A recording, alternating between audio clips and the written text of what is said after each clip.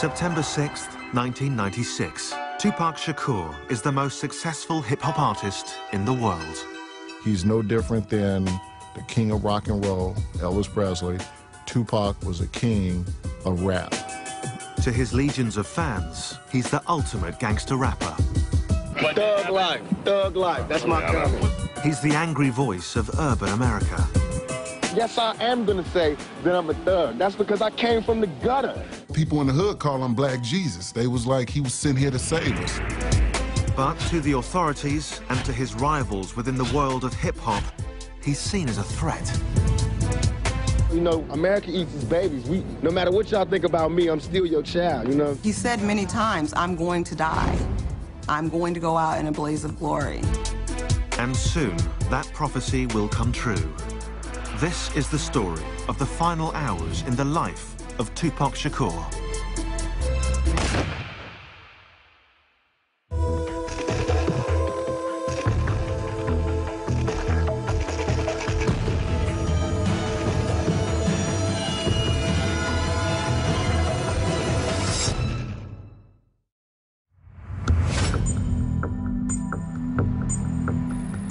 Los Angeles, California, September 6, 1996. It's 11:30 p.m. and Tupac Shakur leaves Lacey Studios in downtown LA, where he's just finished shooting his latest video.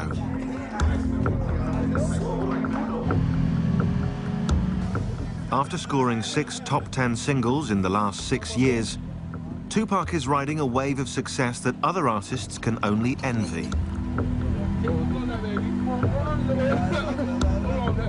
But in just 24 hours, that ride will come to a sudden and brutal end. After driving to his mansion in the LA suburb of Calabasas, Tupac, exhausted from the video shoot, steals a few hours' sleep.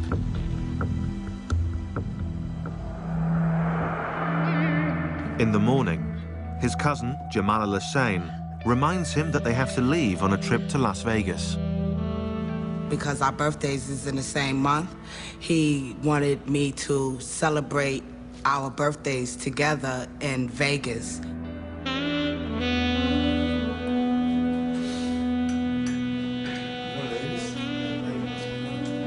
Tupac is going to Vegas to catch a boxing match and then play at a local club. With him is his live-in girlfriend, Kidada Jones, daughter of legendary record producer Quincy Jones.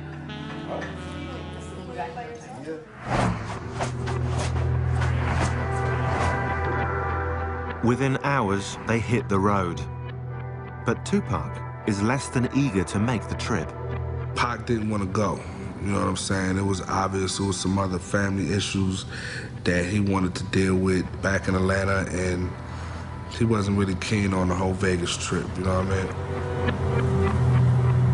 But at the urging of his manager, Tupac goes along with the plan. It will be the last trip he ever takes.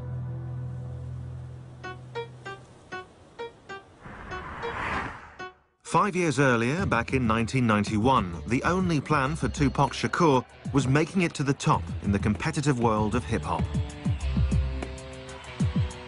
And with his first album, Tupacalypse Now, Tupac was well on his way. From the start, he forged a powerful bond with his fans, rapping about the cold reality of life on the streets. When he put that pen to paper and he opened up his mouth on that mic, it was just, you know, God had to be working. It seemed like every song he wrote, his life was coming out. Like it was just taking the blood out of him. They got little Italy, little everything. They don't have a little Africa, they got the ghetto. And we think that that's ours. That's not even ours. That's just what was left over. His songs stood up for the powerless, the poor, the forgotten, those with no political voice in society. In 1994, Shakur clearly spelled out his philosophy in an album entitled Thug Life. But he wanted the ones who didn't think nobody gave a to see that he gave Thug Life, the hate you gave little infants. Everyone. Thug Life isn't just something for me. Thug Life is for you too. Anybody It's all the that society throws at you. Thug life is about choices. When you make the wrong choices, you end up in a life that you don't really want to be in. And that's what thug life is, against all odds. I'm gonna still make it. Tupac even had his political creed etched onto his skin. And all his tattoos meant something. He had 50 with an AK-47 tattooed on him. And what he believed is that 50 black men can do anything, if they put their mind to it, and they were all pulling at the same time in the same direction. Fans fell in love with his swagger and with his utter refusal to tone down his message. Was it incendiary? Was it crazy? Were the kids screaming at his concerts? Were girls tearing off their shirts? Were guys, like, you know, saluting with the pistol salute in the air? Yes, they were doing all that. And, I mean, that's hip-hop, that's rock and roll. Tupac's appeal went way beyond the ghetto, pulling in white, middle-class suburban kids who enjoyed the danger he brought from the other side of the tracks. Whether it was his energy or, you know, his force or his excitement or, you know, whatever it was, I believe that he connected with men and women and black and white and old and young. He always kind of had this ideology that he didn't need a record label. He didn't need the movies. All he needed to do was stay real. Because if he stays real and he keeps telling the kids what is authentic to him, that they will always relate. He will never be begging for bread. If it was attention that Tupac was looking for, he more than got it. But not always for the right reasons. As he climbed the ladder, some in the hip-hop community looked on with envy. Tupac Shakur was starting to make enemies. Hip-hop is about competition and about, you know, I'm better than you and, you know, I get more chicks than you. And it's very competitive, almost like a sport. Then you have these, you know, these huge egos working against each other. It's a recipe for destruction. And soon, rap's obsession with rivalry and violence will hit the glitzy streets of Vegas. And someone will overthrow its reigning king.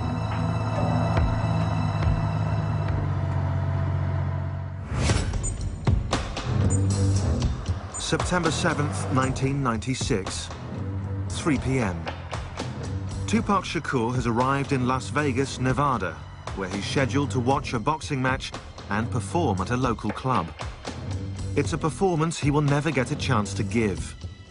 In less than 9 hours, he'll be gunned down in cold blood. After leaving his girlfriend and cousin behind at the hotel, Tupac kills time before the boxing match by hitting the casino tables. At his side is his trusted bodyguard, Frank Alexander. We get over to the MGM, and he's gambling again on the crap table, and he's winning. He's winning big. He's doing really well. Yeah, I remember when we got to Vegas, I think Pac had about 10 grand in his pocket, and it was burning a hole in his pocket. He was trying to get rid of it as fast as he could.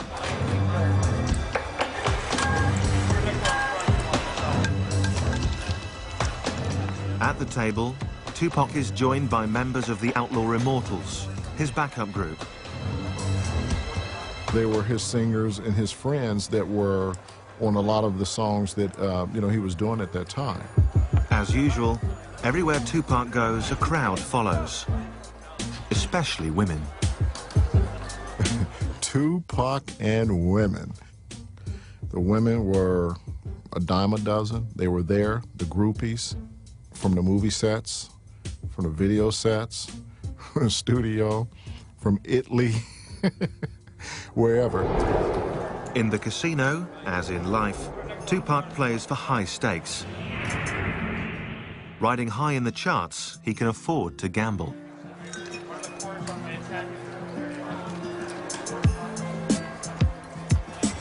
But 25 years earlier, on the streets of East Harlem, New York City, few would have laid bets on the future success of young Tupac Shakur.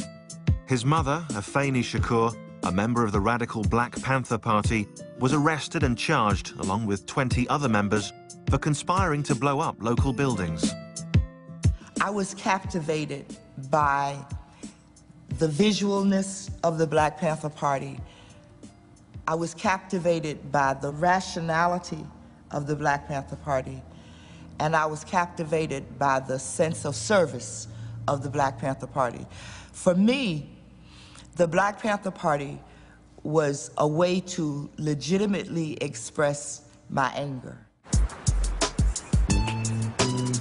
Eventually acquitted of all charges and pregnant with Tupac, Afeni was released from jail after spending 15 months on and off behind bars. And on June 16th, 1971, she gave birth to Tupac Amaru Shakur, who she named after a South American Incan revolutionary, the name meaning shining serpent. So shining serpent is a brilliant spirit. I actually believed in 1971 that giving a child a name empowers him. But what did not help empower young Tupac was the absence of his father, also a Black Panther, who was rarely around. What he didn't have was that masculine figure in his life for a sustained period of time that would, you know, you could go play ball with. Adding to that instability was crippling poverty, at times rendering Tupac and his mother homeless. But in 1986, despite those hardships, Afeni moved to Baltimore and managed to enroll her son in a unique public high school, the Baltimore School for the Arts. That was a really good experience for Tupac because the other students at the school were all artists, and the environment for artists is different. It's a lot freer, it's a lot less restricted. In particular, he fell in love with acting and with rap music. I think Tupac always believed he could have it all. He could be an incredible and talented MC. He could be an incredible and talented actor. I think he saw no sort of boundaries or limits for, you know, his potential. But in contrast to school, his life at home was stark. I had gotten hit by a man that I was having a relationship with, and that had a very bad reaction on my son because I wouldn't allow my son to beat the man up. And that was a real breach for Tupac internally.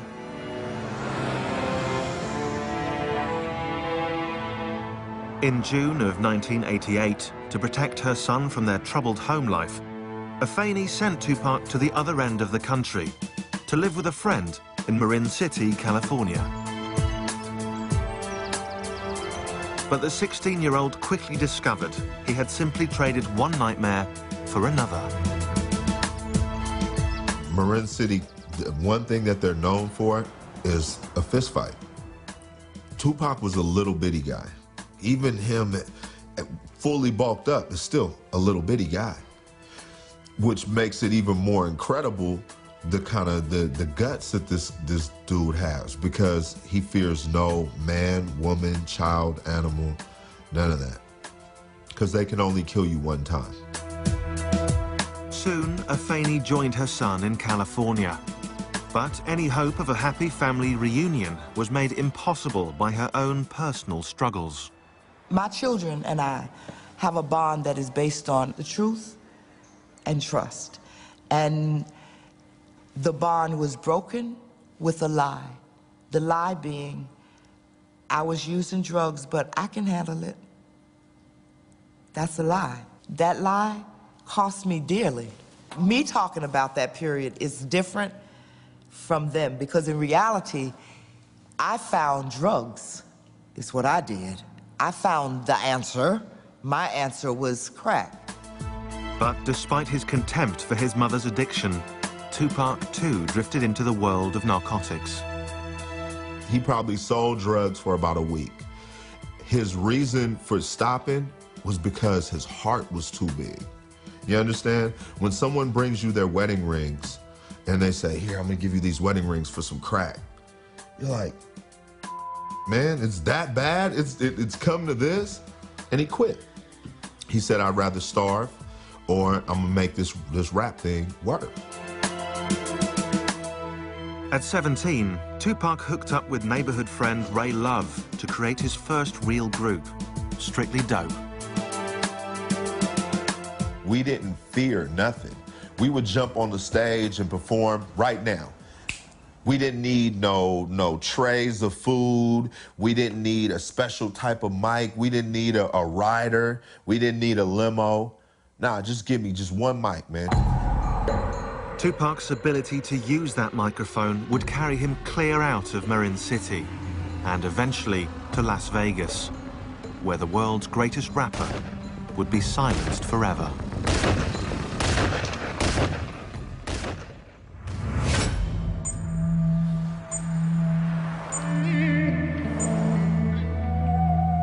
September 7th, 1996, 6:15 p.m. Since arriving in Las Vegas almost 4 hours ago, Tupac Shakur and his entourage have been taking it easy, gambling at the casino and enjoying a few drinks. But in just 5 hours, Tupac Shakur will be gunned down by a cold-blooded killer.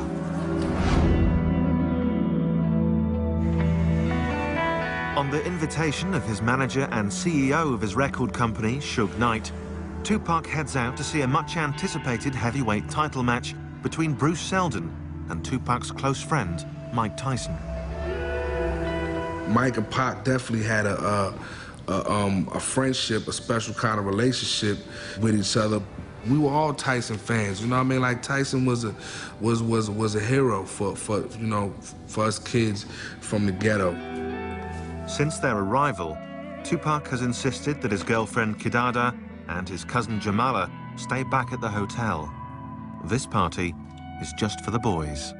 And I can remember us saying to each other, like, wow, why would they bring us out here and we can't even go to the fight, we can't go to the parties.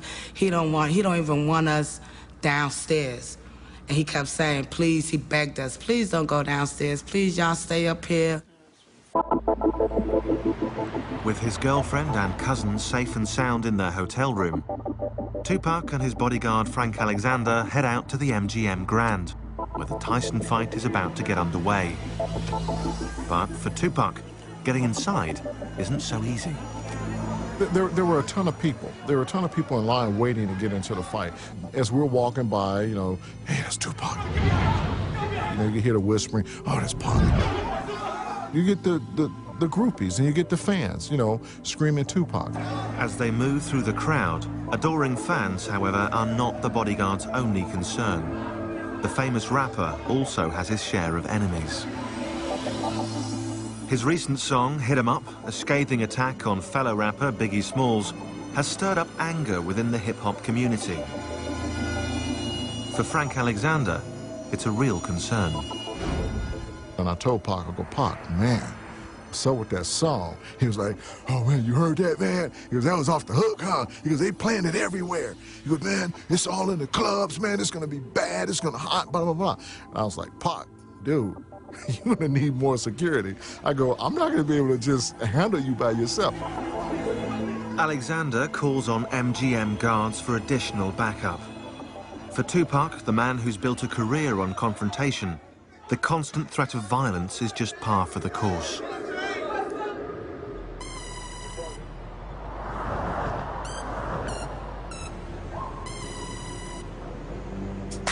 But back in 1990, only 6 years earlier, few had ever even heard of Tupac Shakur. Still down and out in Marin City, California, and desperately trying to break into the music business, he caught the eye of established Oakland rapper Shock G, who offered Tupac a gig as a dancer in his group, Digital Underground. He saw Pac had no home to go back to, and, you know, he gave him an opportunity. It was just the break Tupac had been waiting for. Suddenly, the teenager was circling the planet on a world tour. Tupac had a lot of fun running around with Digital Underground. They were calling from Japan, and they were calling from London, and they were calling from Italy, and they were calling from Australia. A natural showman, Tupac graduated from just dancing to stepping up behind the mic. The move was an immediate success. Pac was a master at, he could take your style and do it a little bit different or a little bit better than you. And that was something. And so that's how he dealt with every situation. Soon, Tupac had his first record deal. And in November 1991, Tupacalypse Now was released. The album featured a strong and sometimes contradictory mix of violent anthems and compassionate social commentaries about poverty, broken homes, and drug abuse. If you look at his music, he had songs that were so negative about women and talked about them like they were just nothing. And then he had a whole series of other songs where he was putting all women, mothers and black women and all women on such a pedestal. He was a complicated guy. In his writing, Tupac drew from his various experiences, raised in a politically charged Black Panther home, exposed to the fine arts, and schooled on the streets. He was a poet, you know what I mean, first. I think Pac was just so in tune with himself that he can do whatever kind of song and not feel like if people hear it, they're gonna think I'm weak. He's a fan of himself as well. He would go, listen to what I said. Oh my God, the boy is nice. And this is how he would say it. He'd be like, oh my God, the boy is nice. Yo, Jamala, listen to this. This is how I kick it. And he would recite a little verse out that song, and he'll go, ooh, I'm so nice, I'm so nice, I'm killing them, I'm killing them. I'll be like, Pac, he is crazy. Since he was a kid, Tupac had also fantasized about becoming an actor. And in 1991, he made his second dream come true. He starred in the critically acclaimed film, Juice. Juice came out. When I went to go see it, the girls were screaming. That was fly. That was some to see. From the moment Juice came out, everybody was talking about Pac. It was just obvious that, you know, he was on the verge of something really major. That role helped him more than the music did. He would come downstairs and he would like spread his legs apart and his arms, shake his jewelry off and everything, pull his collar up and say, I'm a legend in my own time. And I would say, Dag, Pac, man, in another 10 years, you're gonna be the most powerful man in America. He was like, yeah, watch and see, I am. Things were looking good for Tupac. The following year, his mother, Afeni Shakur, now clean and sober, re-entered his life. Once again, they were a family. I discovered that when a child says to you, you're my mother, when they give you authority over their lives as their parent, that they can withdraw that authority. And my children withdrew it. I didn't take it back. They gave it back to me. But with the good came the bad. In 1992, Tupac was arrested for allegedly attacking a limo driver. In 1993, he was charged with assaulting another rapper with a baseball bat. In another incident, he was charged with attacking film director Alan Hughes with a weapon. In Atlanta, Georgia, he was arrested, although later released, for the alleged shooting of 2 off-duty policemen. It seemed that Tupac Amaru Shakur was taking his gangster image rather too literally. Well, Pac, you got to realize of, you know, where he come from and his family's history with the police. And they hated Pac. They hated Tupac. I don't know if it was that his heart was a Black Panther heart. I don't know if that was it, but Tupac just had no patience for law enforcement, and I don't know that he had respect for law enforcement. And so I think, why were the authorities mad? Because Tupac was thumbing his nose at them and worse. Mr. Shakur, can we get a comment from you at all? Hell no. Thug life. Thug life. Thug life. That's my comment. What's that mean? I don't understand. This is yours. Pac always felt like he would be a statistic. But he said, if I'm gonna be a statistic and America's gonna thoroughly me over, I'm gonna be the ultimate statistic that I can be. In the battle between Tupac the artist and Tupac the streetwise thug, it appeared that the dark side was winning. And soon, on the streets of Vegas, on a warm summer's night, that darkness will swallow him whole.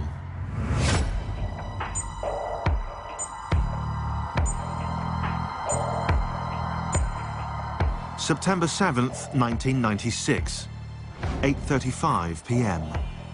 Tupac Shakur has just finished watching a boxing match at the MGM Grand, where his close friend Mike Tyson pulverized his opponent Bruce Seldon in less than 2 minutes. Backstage, Tupac is accompanied by Suge Knight, his manager and the owner of his record company, Death Row. With them is Tupac's security guard, Frank Alexander, and various Death Row Records associates. It's clear to everyone that Tupac Shakur is still revved up from the fight. And he's just going off, you know, man, 50 blows, 50, man, he knocked them out, yo, 50 blows. As the group enters the MGM Grand's lobby, one of Suge Knight's Death Row employees passes on a message to Tupac Shakur. One of Suge's guys, his name is Trevon, came over and whispered in Tupac's right ear. Trevon has spotted a man in the hotel lobby that he claims robbed him a few weeks earlier. The man is also a member of the Southside Crips, sworn rivals of another big LA gang, the Bloods, with whom Death Row is said to be affiliated. Tupac Shakur, the king of gangster rap, decides to teach the man a lesson. And Pac just ran up on him and...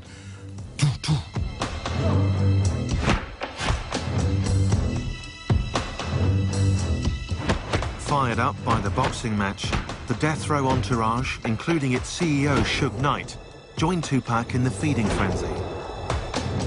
In the chaos, Frank Alexander pulls Tupac from the brawl. I grabbed him and got him out of the fight. Orlando Anderson's on the ground and everybody's kicking at him, beating him down. 2 years earlier, in New York City, Tupac was involved in a different kind of battle, a fight for his very life. On November 30th, 1994, in the lobby of a Times Square recording studio, he was robbed of $40,000 worth of jewelry and shot 5 times at close range by a group of unidentified black men. While police wrote it off as a random robbery, Tupac saw it as an act of retaliation by one of his many enemies within the hip-hop community. And personally, to me, you know, it could have been a setup, or it could have been whoever came through the door. Because Pac never thought nobody would do nothing to him, because he felt he represented the black community and nobody would... No. That don't go down like that. And that's what I try to get over to him. They don't go down like that. I don't care who you is. They'll take you down. Tupac had become a moving target. His aggressive music had angered both police and community leaders. His verbal attacks on other rappers had created friction within the world of hip-hop. As a rich and powerful black man, everybody was lining up to take a shot at Tupac Shakur. But he was just a cat that just refused to back down. You know, that was just him. He just refused to back down. I loved it about him, but I also knew that can be a downfall, too. You know, and that's what I was really trying to give to him, that can't just run up on anybody, man. They'll kill you out here. For real. Tupac knew where he lived. He knew what the system was. He knew what he agreed with and what he didn't agree with. But he also knew that if he didn't make an effort to make capital in a capitalist society, he wasn't going to be able to do anything that he wanted, you understand? Tupac's image as a thug was catching up with him. The shooting had left him with 5 bullet wounds, the most serious of which was a severed artery in his thigh. Tupac was paying the price for not only writing about our violent culture, but also for being a part of it.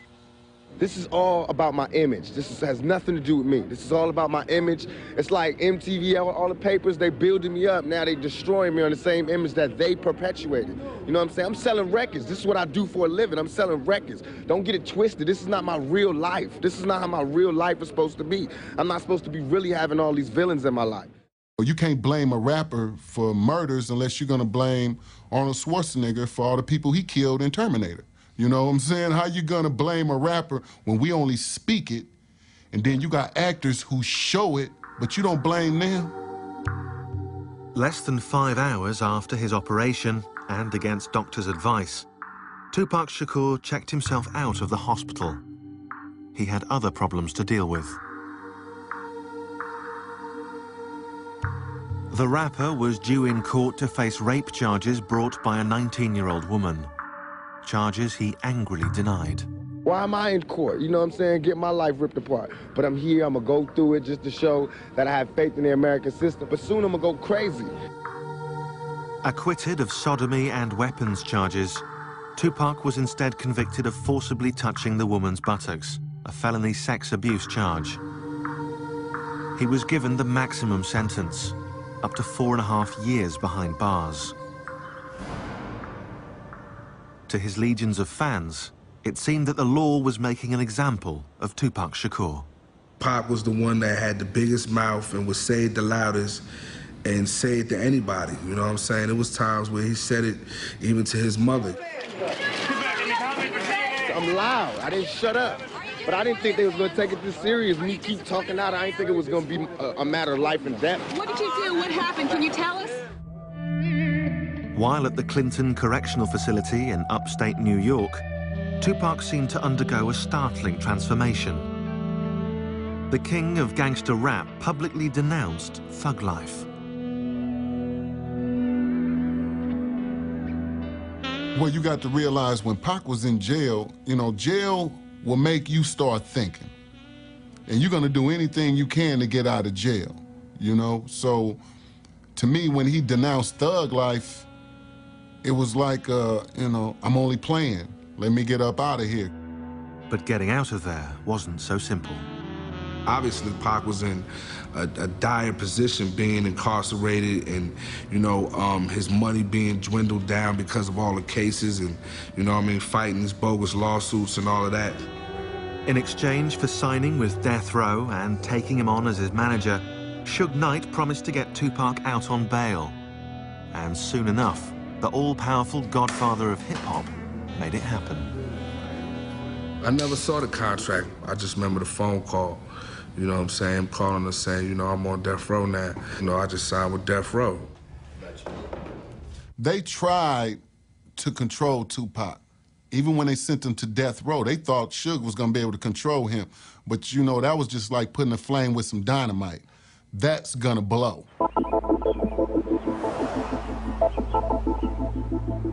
Death Row put Tupac up at the posh Peninsula Hotel in LA to recuperate, re-energize, and get back on his feet. He was coming off a #1 album with Me Against the World and a #1 record with Dead Mama, so he was doing his own thing. It's not like he needed Death Row, but in a sense, he needed them at that moment because it's like, hey, they gave me a $1.4 million bail. You know what I'm saying? I need to get out of jail. The master agitator was free and eager to get back to what he knew best, holding up a mirror to society's ills. Once he got out, it was like all that anger that was built up while he was sitting in jail came out all at one time. But soon, in a hail of bullets, that mirror will be forever shattered.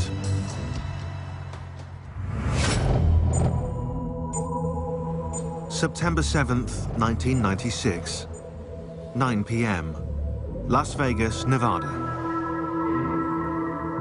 After beating up an alleged Crips gang member in the lobby of the MGM Grand Hotel, Tupac and his entourage make their way back to their rooms to change before heading to Club 662, where Tupac is scheduled to play. In less than 3 hours, Tupac Shakur will be left for dead. I remember Tupac coming back to the hotel, and he was really excited. One man can only do so much now. So he came upstairs and he was like, Jamala, you wouldn't believe it. I did a 1-2 on a dude. I knocked him out. I did a Mike Tyson on him.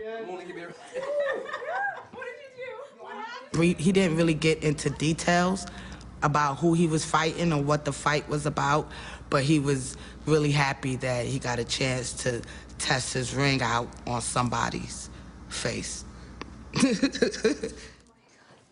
While getting dressed, Tupac decides not to wear his bulletproof vest, a garment not out of place on a man with so many enemies. I remember Castro saying to Pac, you know, you should put your vest on. I think you should wear your vest tonight. You know, Pac saying, nah, it's too hot. I don't want to wear my vest tonight. It's too hot for that.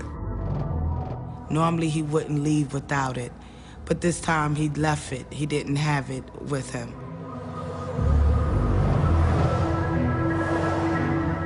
After the short pit stop, Tupac and the others wind their way across the strip to a mansion belonging to Suge Knight, Tupac's manager and the owner of Death Row Records. Suge and Tupac disappear briefly while the others wait impatiently. I don't really know what Pac and Suge was doing at the time.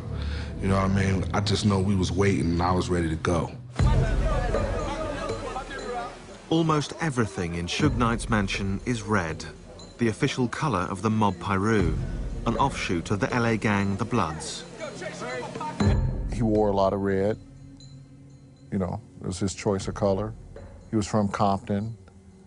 His hood, his set were of, you know, Bloods. So by him wearing red, if that's what he was representing, then that was on him. Some felt that by associating with a record label connected to the Bloods, Tupac was making himself yet more enemies. This time with the Bloods' arch rivals, the Southside Crips. But his bodyguard, Frank Alexander, saw it differently. Tupac was not gang-related. If you want to represent a color with Tupac, it would have been green, and that's the color of money. After about half an hour, with Tupac and the others ready to leave for Club 662, Tupac makes an unusual request to his bodyguard.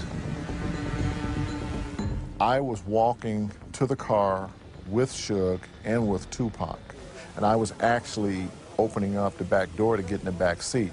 And Pac stopped and said, no, take the keys and go drive the Lexus with the Outlaws in it, because we're going to be drinking and you're going to be the designated driver to drive us back after we've finished partying over at 662.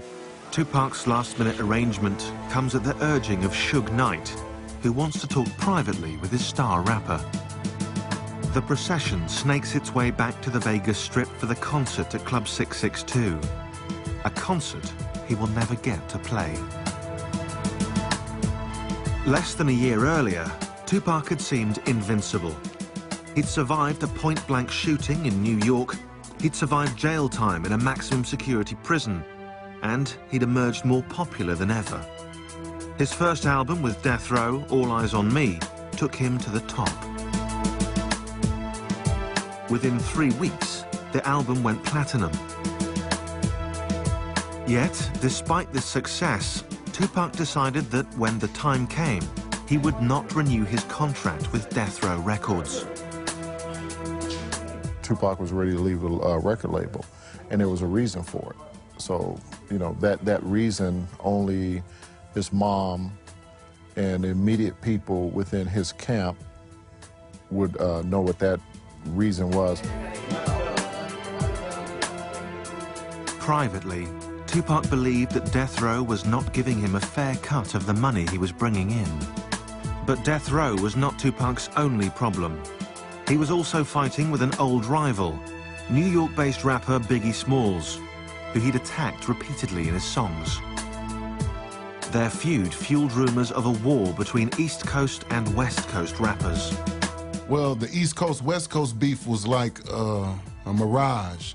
It wasn't true, you know, because all Pac is from the East Coast, all the Outlaws from the East Coast, you know? It was just a beef that he had with Biggie. Tupac had spent the last 6 years fighting with the cops, the courts, other rappers, and now violent gangs. It was getting increasingly hard to tell his friends from his enemies. Tupac had a lot more enemies than just, you know, Joe Blow rapper across the country. He comes from a family of people that don't just talk, they act. And they're educated. Pac's big mistake was speaking truth to power. And that's one thing when you're talking about a faceless government or the president. It's a whole nother thing when you're talking about people within the industry that you work or people within the streets. He didn't just speak truth to power when it came to the cops. He said about the dope dealers. He spoke truth to power all the time. When you have that level of honesty, they don't want you here. No one does. And now, as Tupac rides to Club 662 with Suge Knight, he has no idea that one of those enemies is about to strike back.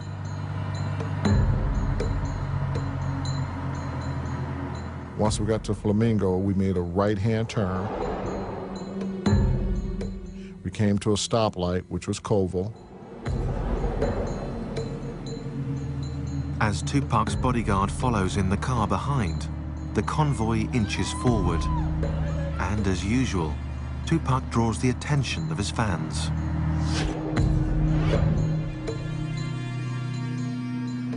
Then, suddenly, out of nowhere, a white Cadillac. As they got closer to the BMW, the arm came out and the gun just started firing.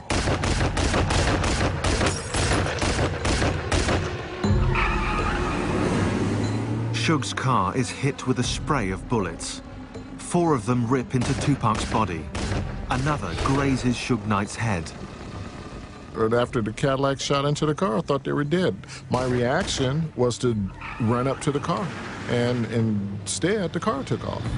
Suge's bullet-riddled BMW makes a hard U-turn and races off in the opposite direction. I didn't know what to think. It was a fog. It was a haze. Were these real bullets? Did they really shoot these guys? Badly damaged, the car soon blows its tires and breaks down close by. And, for the second time in his short life, Tupac Shakur is looking death in the face. September 7th, 1996, Las Vegas.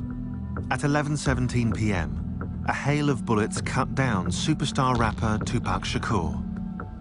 Mortally wounded with a punctured lung, he's rushed to University Medical Center, where he undergoes 2 emergency operations. His right lung is removed to stop internal bleeding, and he's induced into a coma from which he will never awake.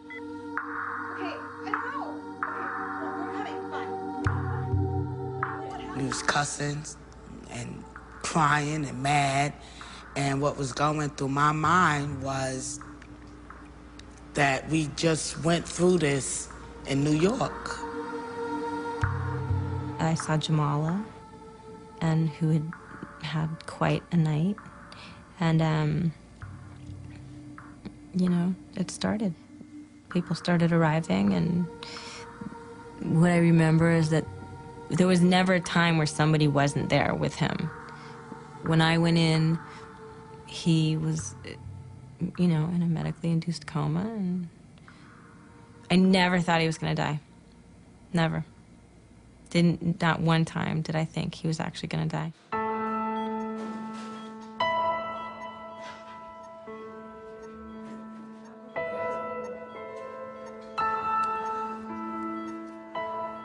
When I first seen Tupac on the hospital bed, and he had all these tubes connected to him, and I knew then that he was gonna have to fight for his life.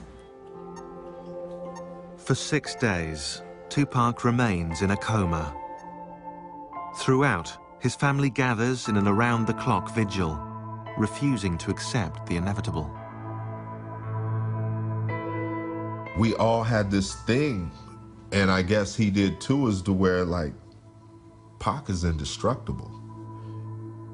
So when he got shot the second time in Las Vegas, we were like, man, it's Pac, dude. But on September 13th, 1996, at only 25 years old, Tupac Shakur's short but violent life comes to an abrupt end. His death leaves many feeling lost. When he dies in the street, whoa, man, what is going on in America, man? What is going on in America where you make it and you still don't make it out? Meanwhile, the criminal investigation into Tupac's murder is stonewalled when witnesses refuse to cooperate. Theories on who pulled the trigger are rife. Some suggest a revenge attack by the Crips for the beating in the MGM lobby. Some point the finger at longtime Tupac rival Biggie Smalls, who will also be shot to death 7 months later. Others still speak of a setup by Suge Knight, who knew Tupac was planning to leave Death Row Records. Whatever the truth, on the streets of LA, retaliation for Tupac's death comes fast and furious. Over a 10-day period, 12 shootings erupt between rival gangs. 3 are killed, 22 are arrested. In death, Tupac becomes even more popular. He goes on to sell over 75 million albums worldwide and enters the Guinness Book of World Records as the highest-selling rap artist of all time. They lost a great man. They lost an activist, a poet, a rapper, a brother, a friend. He was one of the great ones. Yeah, he was. He's not a perfect person. He's not a perfect rap star. He's not a perfect pop star. I think people liked him all the more for that. That sense of humor, man. Dude was funny. It's not all, you know, not all what you see, you know, the toughness and the bravado and all of that. We did more laughing than we did any of that tough gangster. His mother, Afeni, takes the family reins. In 1997, the Tupac Shakur Foundation is created to provide training and support for creative students. That same year, the University of California, Berkeley, offers a course entitled The Poetry and History of Tupac Shakur. I speak to him all the time because it matters to me what he thinks about what we're doing. It matters to me. So I believe that he hears me. To this day, Tupac Shakur's killer has never been found.